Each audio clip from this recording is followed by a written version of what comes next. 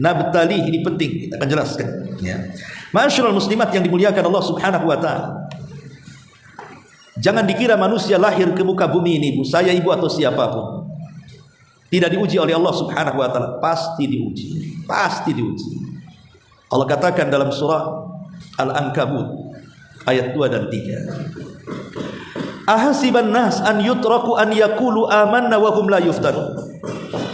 Wa laqad fatanna alladziina min qablihim fala ya'lamanna Allahu alladziina shadaqu wa la ya'lamanna al-kadzibin. Apakah manusia mengira setelah mereka mengucapkan kami beriman, mereka dibiarkan begitu saja? Setelah mereka mengucapkan kalimat saya beriman kepada Allah, mereka diabaikan begitu saja? Tidak, kata Allah. Tetapi Allah mengatakan bahkan mereka akan diuji. Supaya apa? Supaya Allah tahu di antara manusia siapa di antara mereka yang jujur keimanannya dan siapa di antara mereka yang dusta keimanan. Siapa yang jujur, siapa yang dusta akan ketahuan dalam ujian itu. Bismillahirrahmanirrahim.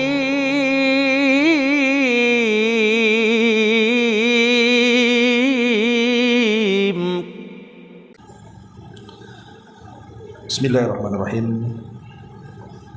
Assalamualaikum warahmatullahi wabarakatuh.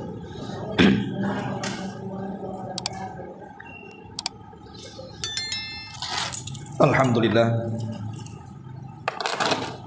wassalatu wassalamu ala rasulillah wa ala alihi wa sahbihi wa mawalah wa la hawla wa la quwwata illa billahi wa ba'd. Alhamdulillah, segala puja dan puji hanya milik Allah Subhanahu wa ta'ala. Salawat dan juga salam kita curahkan kepada Rasul kita Nabi besar Muhammad sallallahu alaihi wa ala alihi wasallam. Ma'asyiral muslimat rahimakumullah. Kita lanjutkan kajian kita membahas tafsir singkat dari surah Al-Insan. Pada minggu yang lalu kita sudah menjelaskan tentang sebab nuzul atau sebab turunnya surah Al-Insan. Dan hari ini kita akan memulai kajian surah Al-Insan dan kita akan jelaskan kalimat per kalimat dari surah yang mulia ini. A'udzubillahi minasyaitonir rajim. Bismillahirrahmanirrahim. Hal ata 'alal insani hinun minad dahri lam yakun syai'an madhkura. Inna khalaqnal insana min nutfatin amsyajin nabtali faja'alnahu sami'an basira. Inna hadainahu sabila imma syakiran wa imma kafura. Inna a'tadna lil kafirina salasilan wa aghlalan wa syaira. Hal ata 'alal insan, bukankah telah datang kepada manusia hinun minad dahri, satu masa lam yakun syai'an madhkura, di mana tidak menjadi sesuatu benda yang ada penyebutannya.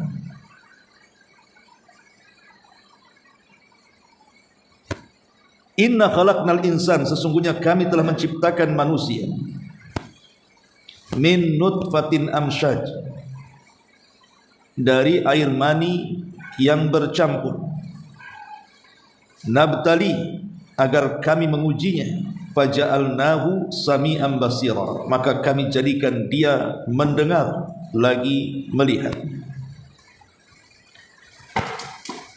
Inna hadainahu sabila imma syakira wa imma kafura, sungguh kami telah menunjukkan kepadanya jalan yang lurus, ada yang bersyukur di jalan itu, ada pula yang kufur.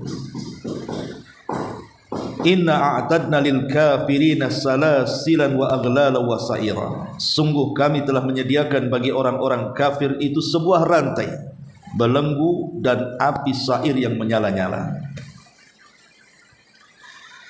Ma'asyiral muslimat rahimakumullah.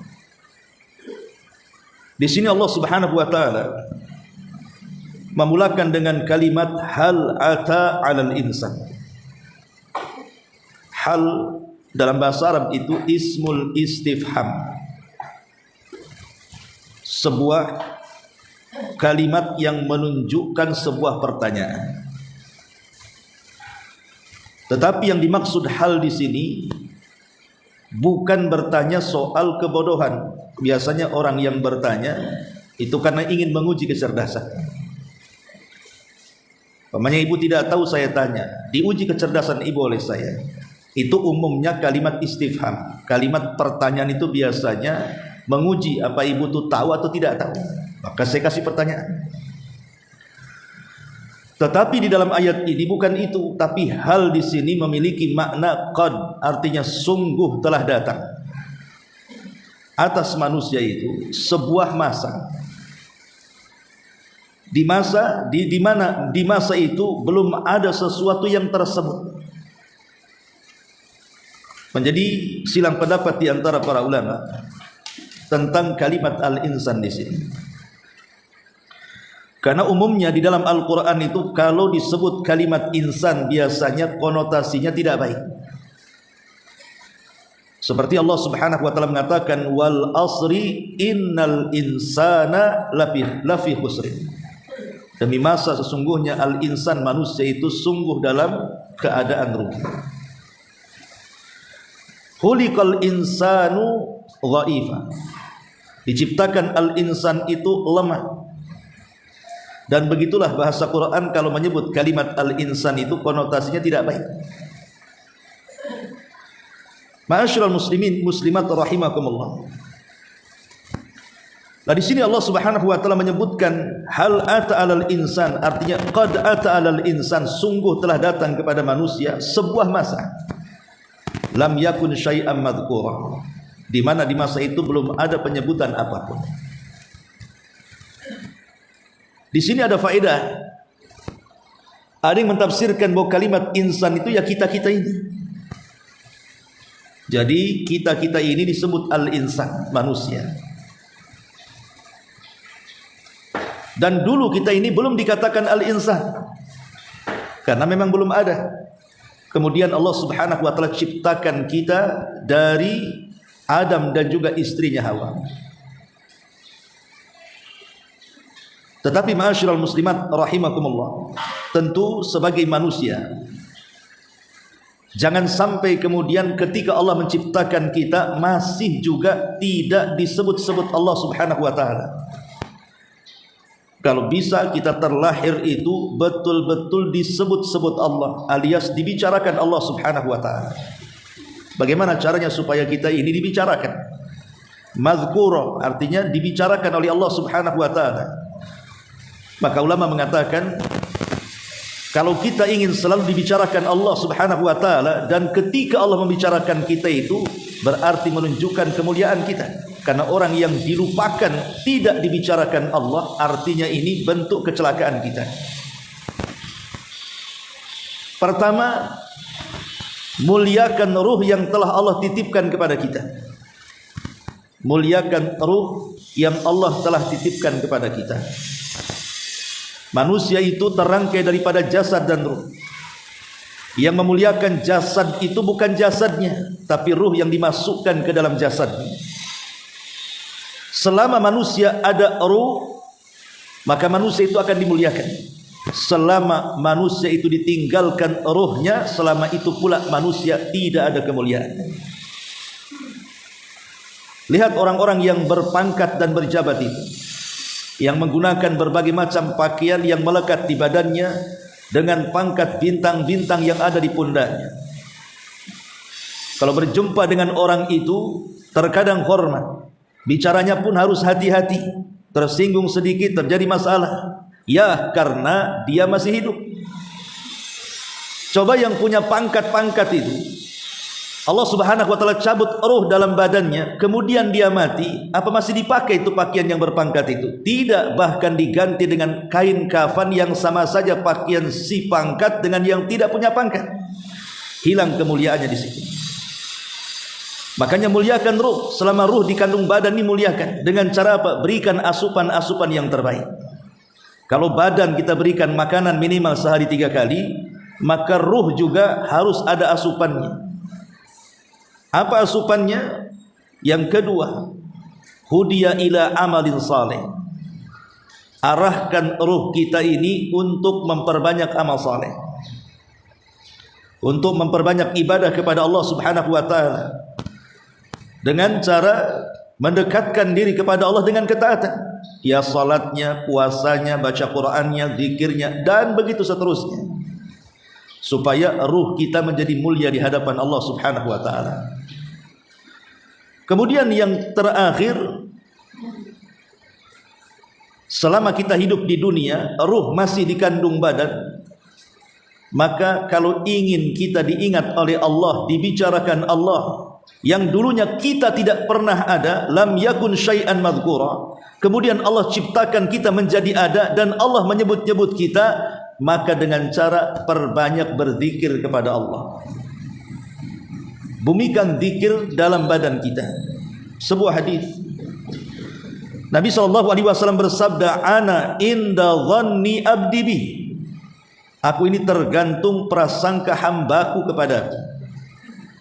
Wa ana ma'ahu hina yadhkuruni, kemudian kata Allah, dan aku menyertainya tatkala hamba itu selalu mengingatku.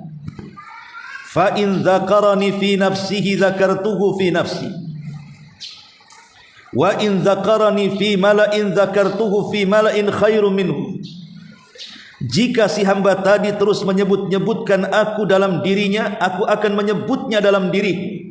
Dan jika dia menyebut-nyebutku di halayak orang ramai, maka aku akan menyebut-nyebut kebaikannya di halayak yang lebih baik daripada orang itu, maksudnya di hadapan para malaikatnya. Jadi kalau kita senantiasa berzikir kepada Allah, mengingat Allah dalam setiap waktu kita, maka hakikatnya kita ini sedang disebut-sebut Allah Subhanahu wa taala. Fadhkurullaha qiyaman wa qu'udan wa ala junubihim. Maka ingatlah Allah di waktu berdiri, di waktu duduk, ataupun di waktu berbaring. Ya ayyuhalladzina amanu dzkurullaha dzikran katsira. Wahai orang-orang yang beriman, perbanyaklah berzikir, menyebut-nyebut nama Allah Subhanahu wa taala. Allah katakan, fadhkuruni adzkurkum. Kalau kalian banyak menyebut-nyebut aku pun akan banyak menyebut-nyebut kalian. Ma'asyiral muslimat yang dimuliakan Allah Subhanahu wa taala. Itulah makna hal ata 'alal insan hinu minad dahri lam yakun syai'an madhkura. Ma'asyiral muslimat yang dimuliakan Allah Subhanahu wa taala, terkadang kita ini selalu dilupakan dengan kebaikan Allah Subhanahu wa taala, sehingga tidak sadar terkadang kita ini jarang berzikir kepada Allah, menyebut-nyebut nama Allah. Saya buat analogi seperti ini. Kalau seandainya ibu ini sedang sakit parah, kemudian dokter memvonis ibu ini akan mati dalam 3 hari, kecuali ada yang mendonorkan darah. Tiba-tiba kemudian datang entah siapa orangnya, tidak ada hubungan kerabat dengan ibu, kenal pun tidak, datang pula dia mendonorkan darah. Setelah mendonorkan darahnya, akhirnya dia pun dirawat oleh dokter, kemudian sembuh. Setelah sembuh, orang asing ini memberi uang kepada dia, memberi harta. Kemudian disuruh pulang sana, ini uang rawat jalan, karena saya tahu engkau tidak sanggup untuk mengobati dirimu. Akhirnya kemudian dia sembuh total dari penyakitnya. Pertanyaannya, mungkin tidak kebaikan orang asing dilupakan? Tidak mungkin, pasti akan diingat seumur hidupnya. Kenapa? Karena dia yang menyelamatkan nyawanya. Ini kepada makhluk kan seperti itu. Lah Allah Subhanahu wa taala lebih baik daripada orang asing ini. Allah itu lebih baik jauh berlipat-lipat daripada orang asing itu. Allah yang menciptakan kita, Allah yang memberikan nikmat kepada kita, Allah yang menciptakan jasad dan memasukkan ruh ke dalam badan kita. Semua nikmat yang ada di sekeliling itu adalah Allah berikan kepada kita.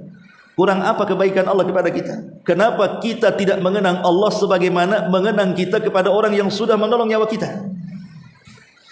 Lah inilah terkadang manusia itu. Makanya al-insan dikatakan insan ini karena linisyani. Kenapa manusia dikatakan insan? Insan ini bahasa Arab, al-insan. Sebagian ahli bahasa mengatakan bahwa al-insan itu dikatakan insan karena nisyan. Nisyan itu artinya lupa. Terkadang manusia itu lupa kepada Allah dan tidak mengingat Allah Subhanahu wa ta'ala.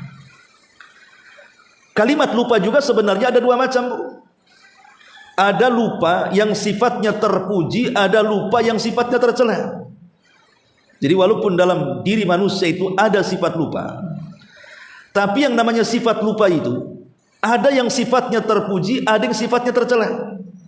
Contoh yang terpuji, kalau seandainya di masa lalu, di masa lampau ibu ini terlampau banyak masalah, mungkin kehilangan orang yang dicintainya, mungkin kehilangan harta yang dimilikinya, atau mungkin ada masalah-masalah yang kalau seandainya diingatkan pada hari ini, mungkin ibu bisa sedih, bisa stres, terpikir dan begitu seterusnya, tidak bisa tidur. Tiba-tiba Allah lupakan tuh kasus-kasus lama itu. Ibu bisa senyum, ibu bisa tertawa. Ini namanya lupa yang baik. Karena mengingat sesuatu yang lampau sehingga kita stres dan sedih ini akan mempengaruhi ibadah kita kepada Allah. Dengan dilupakan semuanya oleh Allah, maka lupa itu menjadi sebuah kebaikan. Saya kira pernah diuji oleh Allah Subhanahu wa ta'ala dengan sebuah masalah, dan itu akan dilalui setiap manusia. Terkadang masa-masa sulit itu akan hadir dalam kehidupan kita. Dan terkadang ketika ada masalah itu kayak kiamat rasanya. Kita tidak bisa keluar dari situ. Pasti ibu pernah mengalami itu. Sebuah masalah yang kita seolah-olah kiamat dunia. Tidak bisa keluar dari situ. Itu menurut kita, padahal Allah ketika memberikan masalah kan sesuai dengan kadar kemampuan. Tapi terkadang kita berpikir tidak. Kayaknya tidak bisa saya keluar dari sini. Kiamat sudah. Tapi seiring waktu berjalan, ketika masalah itu terurai, nggak ingat lagi tuh masalah itu. Yang ketika ada masalah mungkin ibu hanya bisa nangis, setelah dilupakan masalah itu ibu bisa tersenyum kembali kan. Siapa yang melupakan masalah-masalah itu Allah, dan lupa seperti ini adalah nikmat. Ini yang pertama. Kemudian yang kedua, ada lupa itu bagian daripada azab Allah Subhanahu wa ta'ala. Lupa yang tercela itu yang menempel pada manusia ketika dia lupa dari perintah-perintah Allah dan larangan-larangan Allah Subhanahu wa ta'ala. Lupa kalau dia diperintahkan salat, dia tidak salat. Lupa kalau diperintahkan puasa, dia meninggalkan puasa. Lupa kalau diperintahkan zakat dan haji, dia tinggalkan zakat dan haji padahal dia mampu. Lupa kalau Allah menyuruh kita membaca Quran, tidak pernah kita baca. Lupa kalau Allah menyuruh kita berzikir, kita pula tak berzikir kepada Allah Azza wa Jalla. Lah lupa-lupa seperti ini digambarkan dalam Quran. Wa man a'rada an dzikri fa inna lahu ma'isyatan dhanka wa nahsyuruhu yaumal qiyamati a'ma.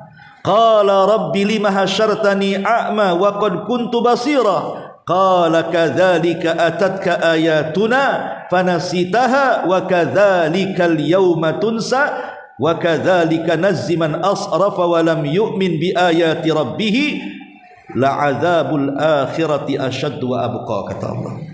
Allah katakan dalam Al-Quran, barang siapa yang berpaling mengingat diriku, maka kami akan berikan kepadanya kehidupan yang sempit, dan kelak pada hari kiamat kami butakan matanya.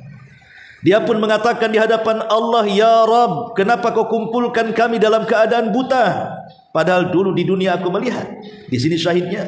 Allah berfirman, begitulah ketika ayat-ayat kami sampai kepadamu. Ketika perintah-perintah kami sampai kepadamu. Ketika larangan-larangan kami sampai kepadamu. Fanasitaha, kau lupakan itu semua. Wa kadzalikal yauma tunsa, begitu juga kami melupakan engkau hari ini kepadamu. Begitulah kami balas orang yang melampaui batas dan tidak beriman dengan ayat-ayat Rabbnya, dan azab akhirat itu lebih dahsyat dan lebih kekal, kata Allah. Lah ini lupa yang tercela. Jadi manusia itu walaupun disifati dengan kalimat al-insan linisyanihi karena lupanya, tapi jangan sampai kemudian melupakan Allah Subhanahu wa taala. Kalau Allah Subhanahu wa taala melupakan kita, lam yakun syai'an madhkura, maka kita selamanya tidak akan disebut-sebut Allah walaupun kita ada. Wujuduhu ka'adamihi, adanya seperti tidak adanya. Maka jadikanlah orang yang disebut-sebut Allah Subhanahu wa taala. Karena bagaimanapun Allah sudah baik kepada kita. Wa ma bikum min ni'matin faminallah. Semua nikmat yang ada pada kita semua datang dari Allah Subhanahu wa taala. Ini penafsiran yang pertama, al-insan maksudnya ya kita. Penafsiran yang kedua, yang dimaksud al-insan dalam ayat ini adalah abina, bapak kita, abuna, bapak kita Adam, dan ibu kita Hawa. Ma'asyiral muslimat yang dimuliakan Allah Subhanahu wa taala. Kalau tadi kita katakan bahwa kita dulunya tidak ada, kemudian ada dan disebut-sebut oleh Allah Subhanahu wa taala karena amal saleh kita. Macam mana Adam alaihi salatu wassalam bisa disebut-sebut oleh Allah Subhanahu wa taala? Adam alaihi salatu wassalam sebelum diciptakan Allah Subhanahu wa taala memanggil para malaikat. Kemudian mengumumkan di hadapan para malaikat, inni ja'ilun fil ardi khalifah. Wahai para malaikat, aku akan ciptakan di bumi ini seorang khalifah. Khalifah itu artinya pengganti. Makanya Abu Bakar disebut khalifatu Rasulillah. Dia adalah khalifahnya Rasul, artinya pengganti Rasulullah. Siapa yang akan digantikan Adam? Atau menggantikan siapa Adam ini? Menggantikan makhluk yang sebelumnya sudah menempati bumi. Siapa makhluk yang sebelumnya menempati bumi? Itulah bangsa jin. Ala ra'sihim, pimpinannya iblis. Jadi Adam itu akan menggantikan iblis menjadi khalifah di bumi, dan akan menjadi makhluk yang bergenerasi, yang akan terus ada sampai kiamat dibangkitkan. Kemudian Allah Subhanahu wa taala memerintahkan malakul maut untuk turun ke bumi, mengambil sebagian tanah dengan berbagai macam warna dan sifat-sifat bumi, kemudian diangkat ke langit sebagai bahan baku dari Adam alaihi salatu wassalam dan diletakkan di antara sorga dan sidratil muntaha. Disitulah Allah Subhanahu wa taala membentuk Adam bi ahsani taqwim, dengan sebaik-baik bentuk. Setelah Allah Subhanahu wa taala menciptakan Adam dari tanah dan air, tentu air dunia berbeda dengan air yang ada di atas sana. Kemudian dibentuk, setelah dibentuk dengan sebaik-baik mungkin, kemudian dibiarkan sehingga mengering. Min hama'im masnun, mengering tuh selama 40 tahun. Iblis mendengar kalau Allah Subhanahu wa taala menciptakan makhluk lain selain dirinya dan para malaikat. Maka iblis pun mulai mendatangi Adam yang masih dalam bentuk patung. Dikelilingilah Adam dengan iblis. Kemudian mulai iblis menepuk perut Adam. Ditepuknya perutnya sini.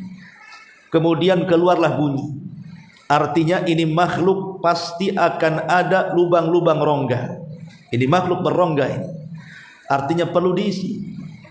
Perlu diisi makan, perlu diisi minum. Berarti makhluk ini lemah, kata iblis. Dia mengatakan, kalau Allah kuasakan makhluk ini kepadaku, maka aku akan hancurkan dia. Setelah tahu bahwa ada makhluk lemah, mulailah iblis sombong. Mulailah iblis sombong bahwa dia lebih kuat dibandingkan orang ini, dan ketika melihat bahan bakunya dari tanah, dia merasa lebih baik ciptaannya, karena dia dari api, orang ini dari tanah, katanya. Sampai pada waktunya, akhirnya kemudian Allah Subhanahu wa taala hendak meniupkan ruh kepada Adam alaihi salatu wassalam dan disaksikan oleh seluruh para malaikat. Dan Allah ingin membuktikan kepada para malaikat bahwa makhluk yang akan diciptakannya jauh lebih mulia dibandingkan para malaikat yang sebelumnya. Mengatakan kepada Allah, ya Rabb, ataj'alu fiha man yasfiqud dima, ataj'alu fiha man yufsidu fil ardi wa yasfiqud dima wa nahnu nusabbihu bihamdika wa nuqaddisu lak. Ya Rabb, apakah Engkau akan menciptakan makhluk seperti jin sebelumnya yang sudah merusak bumi dan menumpahkan darah. Malaikat mengkias dengan jin yang sebelumnya menghuni bumi. Mereka suka merusak, mereka suka menumpahkan darah. Kemudian malaikat menawarkan dirinya kepada Allah Subhanahu wa taala dengan mengatakan, "Ya Rabb, kalau seandainya Engkau mau, kirim kami saja pengganti jin-jin itu di bumi. Niscaya kami akan bertasbih kepadamu, akan memuji nama-namamu, biar langit dan bumi tidak ada yang bermaksiat dan merusak dan menumpahkan darah, sehingga akan menciderai pengabdian mereka kepadamu." Jadi malaikat menawarkan diri. Tapi malaikat ini tergesa-gesa, belum diciptakan sudah menawarkan dirinya. Adam pun belum diciptakan, kenapa dia tergesa-gesa?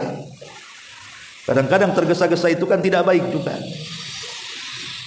Tetapi karena melihat semangatnya para malaikat beribadah kepada Allah Subhanahu wa taala, maka Allah Subhanahu wa taala ciptakan Ka'bah bagi para malaikat yang disebut dengan Baitul Ma'mur. Mereka semangat ibadah, dibuatkan Ka'bah oleh Allah. Kok ibadahlah di situ sepuasnya, di Baitul Ma'mur.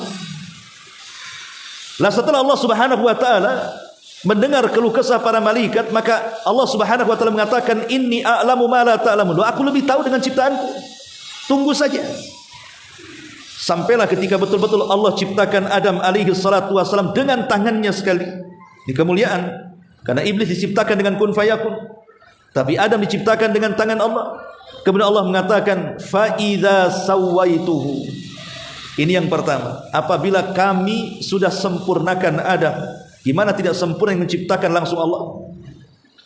Yang kedua, wa nafakhtu fihi min ruhi. Kumasukkan ke dalam jasad Adam itu ruh dariku. Kalimat ruh dariku ini penisbatan ruh kepada Allah, penisbatan tasyrif kemuliaan. Apapun yang dinisbatkan atau diidhafahkan kepada Allah itu pasti mulia. Baitullah, rumahnya Allah, Ka'bah, mulia karena rumah itu dinasabkan kepada Allah.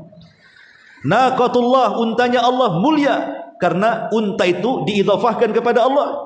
Termasuk ruhnya Adam itu mulia karena diidhafahkan kepada Allah. Dari ruhku, kata Allah.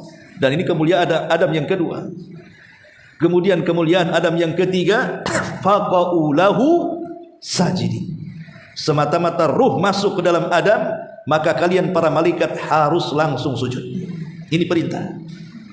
Mulailah ruh itu ditiupkan ke dalam jasad Adam.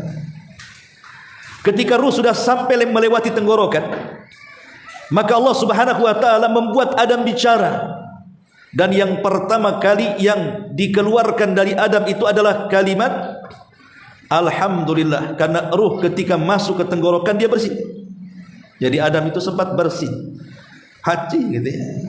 Kemudian Adam mengatakan Alhamdulillah. Allah buat dia mengucapkan kalimat itu.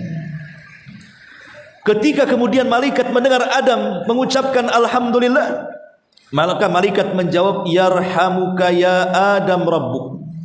Semoga Allah merahmati engkau wahai Adam, Rabbmu. Semoga Rabbmu merahmati engkau wahai Adam. Di sini ada dua kalimat. Pertama alhamdu, pujian. Yang kedua yarhamuka rabbuk. Semoga Allah merahmati dirimu ya Adam. Berarti di sini ada alhamdu, ada ar-rahmat. Ada pujian dan ada rahmat. Dan pujian dengan rahmat itu selamanya tidak bisa dipisah.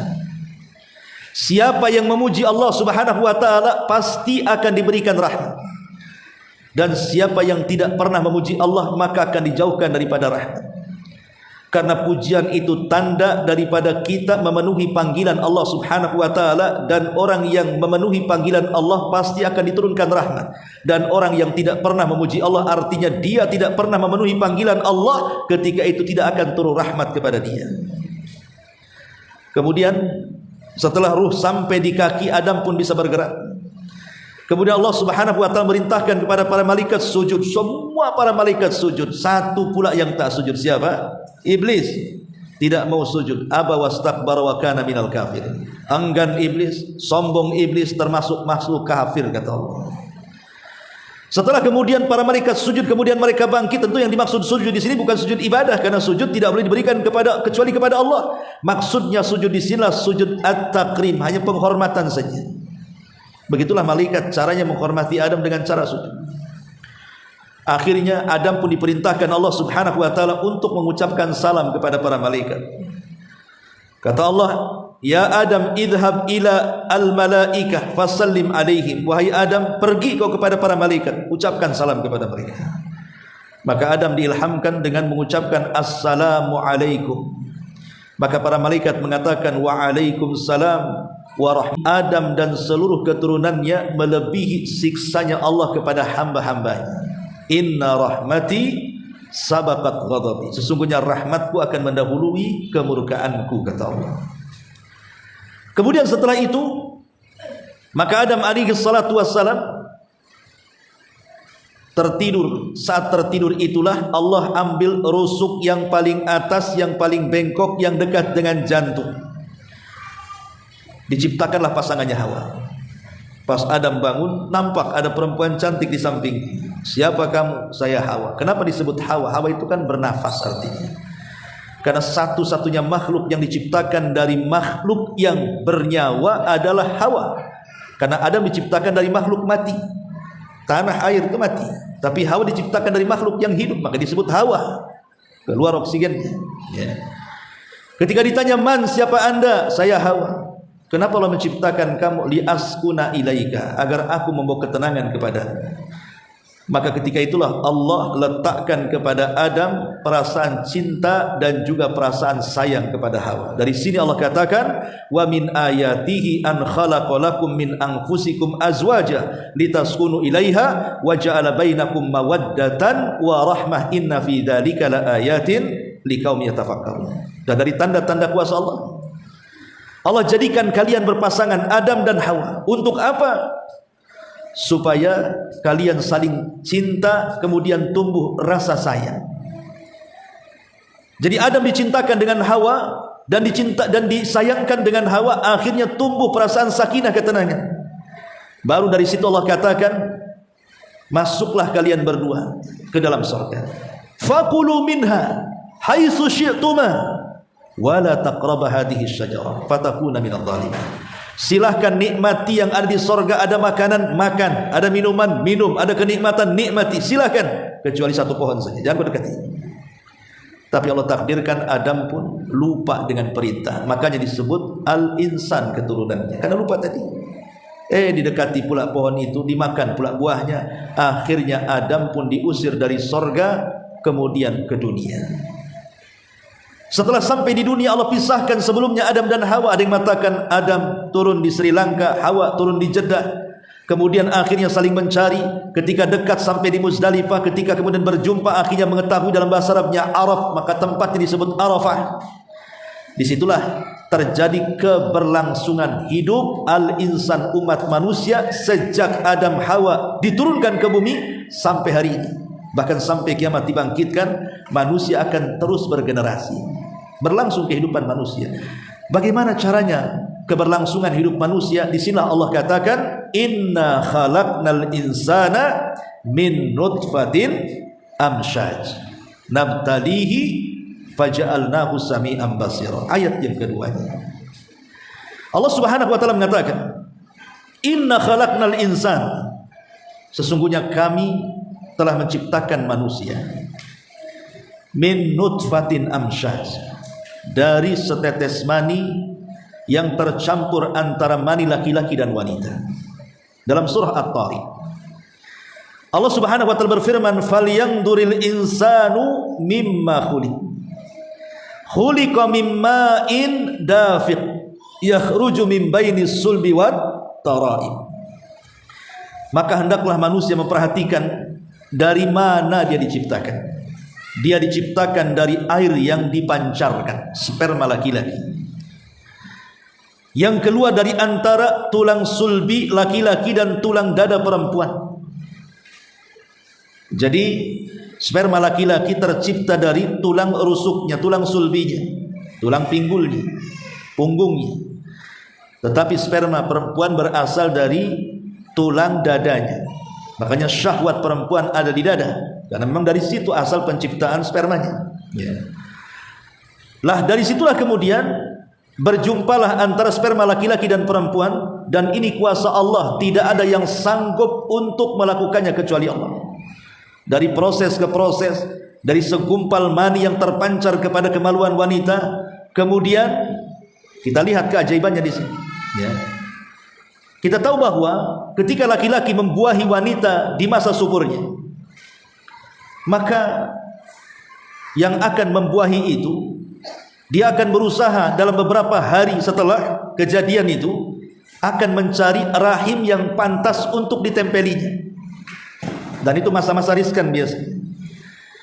Setelah beberapa hari, 40 hari pertama, barulah kemudian dia mendapatkan tempat di rahim yang cocok dalam perut ibunya. Semata-mata nempel tuh, itu disebut alaqah namanya.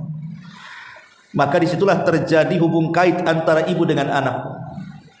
Makanya kenapa disebut rahim? Dalam perut ibu itu ada rahim. Rahim itu diambil kata-kata rahmat, diambil dari kata-kata rahmat, kasih sayang. Ya. Makanya ketika kemudian dia nempel saja di rahim, mulailah ada keterikatan kasih sayang tuh, antara seorang ibu dengan janin yang baru nempel di rahim itu. Makanya biasanya ketika semata-mata nempel saja disebut alaqah dalam bahasa Arab, maka akan terjadi pengaruh besar bagi seorang ibu hamil di situ. Mulailah muncak emosinya, ya kan ya? Mulai macam-macam biasanya. Mulai kemudian ngidam-ngidam, itu udah mulai itu. Udah nempel di rahim, semacam tuh kelakuan ibu tuh. Ya. Karena sudah ada hubung kait masalahnya di situ, janin dengan ibunya tuh. Ada interaksi di situ. Ya. Sampai kemudian berubah dari segumpal sperma menjadi segumpal darah, dari segumpal darah segumpal daging. Nah, itu sudah nggak nempel lagi, udah jatuh, udah jadi orang kan begitu. Tinggal nunggu kelahirannya saja. Tapi ini kuasa siapa dari proses ke proses itu coba? Kalau bukan kuasa Allah Subhanahu wa taala. Dan kita tidak bisa melihatnya. Bagaimana cara proses itu dilihat? Dan itu kuasa Allah Subhanahu wa taala. Bagaimana Allah sanggup menciptakan manusia seperti itu? Ma'asyiral muslimat rahimakumullah. Lah ketika kemudian janin itu sudah waktunya lahir, maka kemudian lahirlah dia ke dunia. Ketika lahir ke dunia, kemudian Allah berikan nikmat dia sampai dia akil balik. Di sini Allah Subhanahu wa taala mengatakan apa? Nabtalihi, maka kami akan uji dia. Faja'alnahu sami'an basira. Maka kami jadikan dia bisa mendengar, kami jadikan dia bisa melihat. Untuk apa? Untuk menjalankan ujian itu. Nabtalihi ini penting, kita akan jelaskan ya. Ma'asyiral muslimat yang dimuliakan Allah Subhanahu wa taala. Jangan dikira manusia lahir ke muka bumi ini, ibu saya, ibu atau siapapun, tidak diuji oleh Allah Subhanahu wa taala. Pasti diuji, pasti diuji. Allah katakan dalam surah Al-Ankabut ayat 2 dan 3. Ahasiban nas an yutraku an yaqulu amanna wa hum la yuftanun. Wa laqad fatanna alladhina min qablihim fala ya'lamanna Allahu alladhina sadaqu wa la ya'lamanna al-kadhibin. Apakah manusia mengira setelah mereka mengucapkan kami beriman, mereka dibiarkan begitu saja? Setelah mereka mengucapkan kalimat saya beriman kepada Allah, mereka diabaikan begitu saja? Tidak, kata Allah. Tetapi Allah mengatakan bahkan mereka akan diuji. Supaya apa? Supaya Allah tahu di antara manusia siapa di antara mereka yang jujur keimanannya dan siapa di antara mereka yang dusta keimanan. Siapa yang jujur, siapa yang dusta akan ketahuan dalam ujian itu. Karena bagaimana cara mengujinya? Saya beriman, ya Allah saya beriman. Belum diuji. Apakah ucapan beriman itu betul karena Allah atau bukan karena Allah? Maka diturunkanlah ujian itu dalam bentuk dua. Pertama al-awamir, perintah-perintah. Yang kedua an-nawahi, larangan-larangan. Inilah ujian yang Allah turunkan kepada kita. Perintah dan larangan. Apakah kita sanggup menjalankan perintah ataukah kita sanggup menjauhi larangan? Ujian kita cuma dua di dunia ini. Satu perintah terbagi dua, ada yang wajib, ada yang sunnah. Dua larangan ada dua, ada yang haram, ada yang makruh. Yang tidak ada perintah, tidak ada larangan disebut mubah namanya. Itulah ujian di depan kita. Nabtalihi faja'alnahu sami'an basira. Kami akan uji dia dengan perintah dan larangan, dengan yang wajib, dengan yang sunnah, dengan yang haram, dengan yang makruh. Itulah ujian kita. Bisa enggak kita ini Dalam setiap ujian itu mempertahankan dua perkara ini, melaksanakan perintah dan menjauhi larangan. Lalu apa hakikat ujian manusia itu? Hakikat ujian manusia juga ada dua. Pertama ujian yang baik, yang kedua ujian yang buruk. Dua-duanya ujian. Allah Subhanahu wa taala mengatakan, "Wa nabluukum bisyarri wal khairi fitnah." Kami akan uji kalian dengan perkara baik dan perkara buruk. Dua-duanya ujian bagi kalian. Lalu rincian ujian seperti apa? Disebutkan di dalam surah Al-Baqarah ayat 155 sampai 157. Itu rincian ujiannya.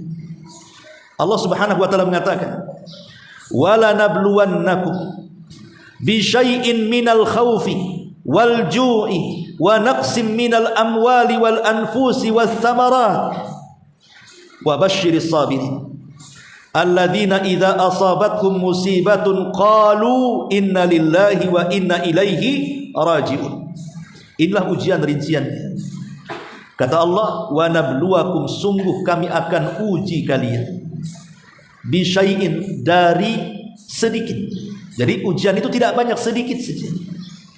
Tapi yang sedikit ini ada yang sukses dengan ujian, ada pula yang tidak sukses dengan ujian. Padahal yang diujikan itu tak banyak, kata Allah. Makanya bahasa Quran bisyai'in, dengan sesuatu yang sedikit. Apa saja itu? Pertama, minal khaufi, dari rasa takut yang ditanamkan Allah kepada hati kita. Manusia itu ada dua sifat yang berlawanan, satu berani, satu takut. Kalau yang mendominasi berani, dia pemberani. Kalau yang mendominasi takut, berarti dia penakut. Lah takut ini ada dua macam, ada yang terpuji dan ada yang tercela. Adapun takut yang tercela adalah takut yang membawa kepada kemaksiatan kita kepada Allah Subhanahu wa taala. Dan umumnya di masyarakat itu takut yang tercela itu karena tiga hal. Pertama, takut miskin. Dia kaya, takut miskin. Yang kedua, takut jatuh. Dia sudah jadi pemimpin, jadi pejabat, dimuliakan, dihargai, dihormati, takut jatuh. Karena kalau sudah jatuh tidak ada yang menghargai dia. Dan yang ketiga, takut mati. Tapi takut mati yang tidak beralasan, karena terlampau cintanya dia dengan dunia, akhirnya takut mati. Lah inilah tiga ketakutan yang akan menghantui setiap kita, Bu. Saya, ibu, siapapun akan dihantui dengan tiga perkara ini. Terkadang kita takut dengan masa depan anak, kan, nanti macam mana anak saya ke depan. Terkadang takut dengan rumah tangga, karena ada cekcok macam mana rumah tangga ke depan. Terkadang takut dengan ekonomi, macam mana nanti ini, apakah usahanya jalan ataukah berhenti di tengah jalan. Lah itu muaranya ada pada harta. Takut kehilangan harta, intinya di situ. Sebab kalau orang punya harta, akhirnya dia menjadi orang yang bakhil. Begitu juga orang yang dimuliakan di masyarakatnya. Mungkin dia seorang pejabat, mungkin dia seorang pemimpin. Terkadang ada perasaan takut kalau seandainya dia turun dari jabatannya, kan. Jangankan diturunkan, belum turun baru ada informasi akan turun saja demamnya seminggu. Mana ini? Nah, itu takut dalam hatinya. Akhirnya ketika dia tahu dia akan diturunkan, mulailah dia kemudian melakukan kemaksiatan kepada Allah. Datang ke dukun ini, datang ke dukun itu, atau sikut kanan, sikut kiri, injak bawah, sundul atas, atau istilahnya. Intinya yang penting jabatannya tidak turun. Ini takut yang tidak beralasan. Ataupun takut dari kematian. Mati itu kewajiban orang hidup. Orang hidup itu pasti mati. Kalau takut mati jangan hidup, itu bahasanya. Namanya orang mati, pasti dia hidup. Hidup dengan mati itu sesuatu yang lazim salah satu dengan keduanya. Karena hidup itu pintu kematian. Hidup ini pintu kematian. Siapa yang masuk ke pintu kehidupan, maka dia harus siap menghadapi kematian. Karena kullu nafsin dha'iqatul maut. Setiap jiwa itu pasti mati. Ya. Wallahu a'lam. Wa iya. Baik. Subhanaka wa bihamdika, asyhadu an la ilaha illa anta, astaghfiruka wa atubu ilaik. Allahu ta'ala alam. Assalamualaikum warahmatullahi wabarakatuh.